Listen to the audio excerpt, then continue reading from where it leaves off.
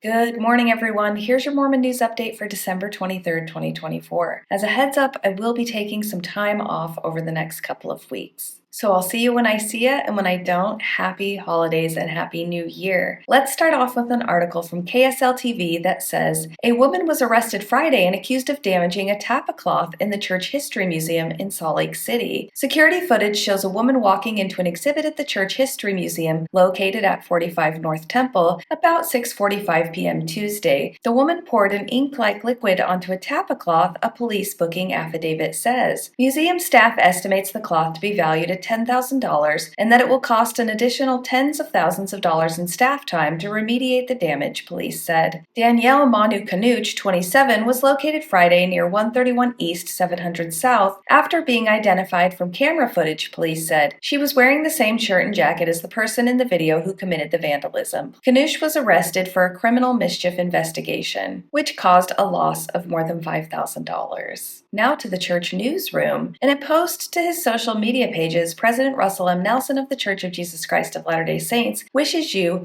heavenly peace, not only at Christmas but every day as we strive to walk the path of discipleship. The post also includes a video recorded in 2022 of him playing Silent Night on the piano. My dear friends, I've always found so much joy in the beautiful Christmas hymns that testify of Jesus Christ's sacred birth and divine mission. Whether your voice is young or old, we can all join the angels who sang rejoicing on that silent night so long ago, even as we look forward to the day he will come again. I love you all and wish you heavenly peace, not only at Christmas but every day as we strive to walk the path of discipleship. I have to admit that I do sometimes miss singing in a communal situation. This past weekend, I actually visited a nearby Mormon congregation so I could sing some Christmas songs. I can only describe the hour-long service as underwhelming. I haven't sat through a Mormon sacrament meeting in almost 6 years now and have been to other churches in the meantime. Looking at the experience with more of an outsider's perspective this time was eye-opening. First off, I got there about 15 minutes before the 9 a.m. service, and the parking lot was so empty that I actually wondered if the service was supposed to start at 10 o'clock and not 9 o'clock. Walking into the building and seeing the pink carpeted walls did not make a fantastic impression. The painting of white Mormon Jesus next to a trash can did make me chuckle a little, though. Right at 9, the majority of the congregation decided to show up, roughly 80 people or so, and the meeting started at least 5 minutes late. One mid-30s looking white gal came over and introduced herself and said she was happy to have us. Most everyone else just sort of looked at us and found their pew. The kids passing the sacrament did not look happy to be doing so, and the second prayer had to be done twice because of some trivial mess up with the wording. I noticed that everyone in the chapel had to wait to partake of the bread and water until the bishop got some, something that I'd forgotten that happens in a Mormon sacrament meeting, and if I didn't know that that's why it was happening, I maybe would have wondered about the delay. This congregation in an area with a demographic that is about 30% white was, from my estimate, about 80% white. The singing of the hymns, the part I showed up for, was so lackluster. I would say that maybe 15% of the congregation even chose to sing, and the songs were played so slowly that instead of worship, it definitely felt like a funeral. I much prefer a more lively service now that I've been able to have that experience elsewhere. The meeting consisted of a few narrators reading the Christmas story and various musical numbers. Most of the musical numbers were very good. There was one gal on the violin who played expertly, hands down my favorite part of the meeting. At the end, the bishop stood up and told a miracle story about how when his daughter was attempting to come home from Idaho for Christmas, the first leg of her flight was so delayed that she missed her connecting flight. But because God is in the details of our lives, she was able to get a different connecting flight and make it home. Praise the Lord for connecting flights. As an ex-Mormon who's supposed to be devoid of the spirit, I have missed many connecting flights, having flown in and out of Alaska numerous times, and the great people who work for Alaska Airlines have always been able to get me on a different connecting flight. All in all, the experience at the Mormon church was not great. It was so quiet and stale that it just came off as boring, not spiritual. The best part, though, was that I didn't feel any sort of way about it, really. I didn't feel triggered.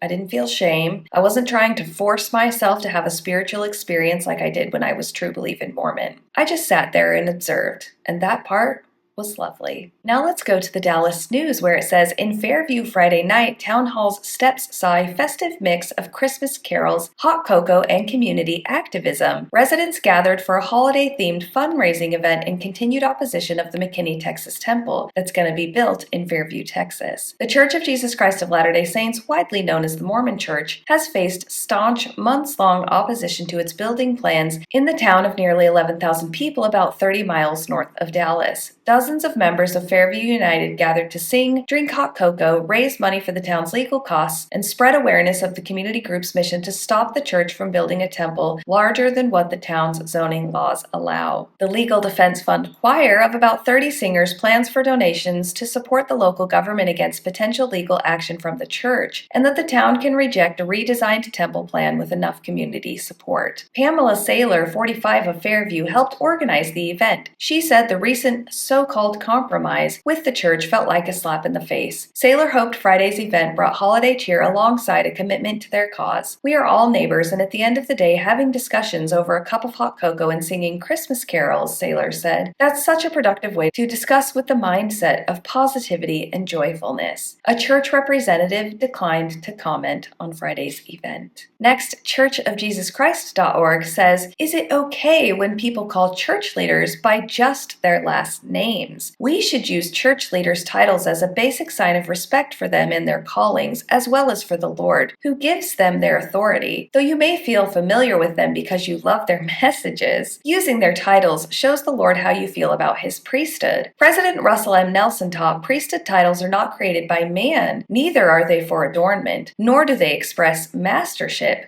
He's given some things away there. They denote appointment to service in the work of the Lord. Titles pertaining to the holy priesthood deserve our utmost care and respect. Each member of the First Presidency is addressed and spoken of as president. The preferred title for one of the 12 is elder or brother. Of course, this also applies to women who serve. Well, of course, but they did put it in the third paragraph, seemingly as an afterthought. We should call them sister, as President Dallin H. Oaks, first counselor in the First Presidency, has taught. Whoever functions in an office or calling received from one who holds priesthood keys exercises priesthood authority in performing her or his assigned duties. I cannot believe they put her first in that sentence, but I do love that they did. Now, today being December 23rd, we can't forget that it's Joseph Smith's birthday. The Smithsonian put out an article in their magazine that says, a granite obelisk rises 38.5 feet above the dark green woods of Sharon, a small town on the White River in Vermont. Each foot represents a year in the life of Joseph Smith Jr., the progenitor, prophet, and president of the Church of Jesus Christ of Latter-day Saints, who was born on that humble spot on December 23,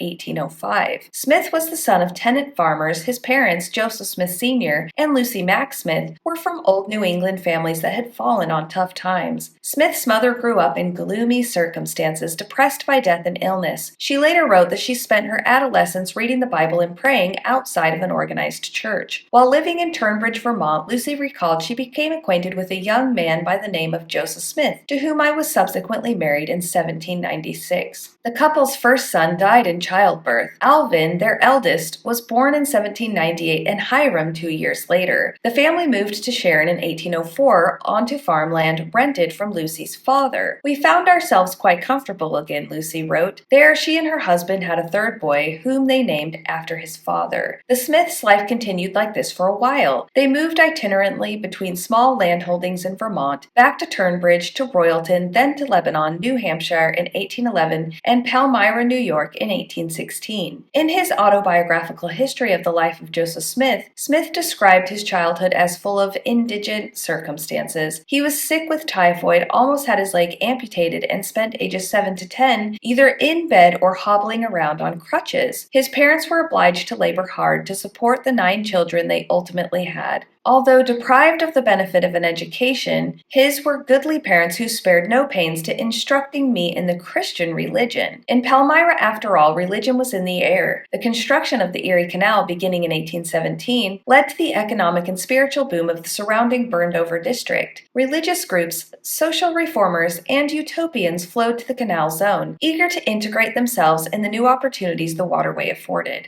Accounts from Smith and his mother placed the family in the midst of a regional religious reckoning. Lucy described her son's mind as considerably troubled with regard to religion. Smith himself wrote that he pondered many things in my heart concerning the situation of the world of mankind. Smith said his religious visions began when he walked into the woods in the spring of 1820 to ask God which of the many proliferating faiths he should join. That is one of the many accounts of the first vision. The Lord heard my cry in the wilderness, Smith wrote, and told him not to join any established church. The young man believed he was a prophet. According to Mormon belief, an angel named Moroni came to Smith on the night of September 21st, 1823, and told the teenager about a set of golden plates recording the ancient, forgotten inhabitants of America. Smith later said he found them on a hill known today as Hill Cumorah, near his father's farm in Manchester, New York. 4 years later, after Smith's marriage to Emma Hale, he reported that Moroni finally let him remove the gold plates and translate the strange engraved characters. He turned this guidance into the Book of Mormon, which he wrote in just 90 days and later published at the age of 24 in 1830. Everyone but Smith's family was surprised to learn Smith was starting a church. The villagers had no idea that the nondescript farm boy, I love the words they used there, who occasionally appeared in town to buy a paper for his father, had any ambition or religious character, but the movement was only just beginning, and it would take both Smith and the religion he founded far beyond their humble beginnings. And now in true celebration, sorry Joe, but your religion is shrinking. From the subreddit Mormon Shrivel, Kearns, Utah lost 3 more stakes. Moments ago, I heard from a true believing member, nephew, and former stake president, via Marco Polo, who reported that they just went from 5 stakes to 2 stakes. When he was stake president a few years ago, there were 7 stakes, down 5 stakes in a matter of a few years. And last up today, we will finish with this great piece of art where someone took page 520 out of their Book of Mormon and blacked out all but a few words, so it now says in Moroni 6, 1-9, "And the church did commit iniquity, and they repented not, neither did they receive forgiveness, and none were received unto Christ." The end. And that's your update for today, folks.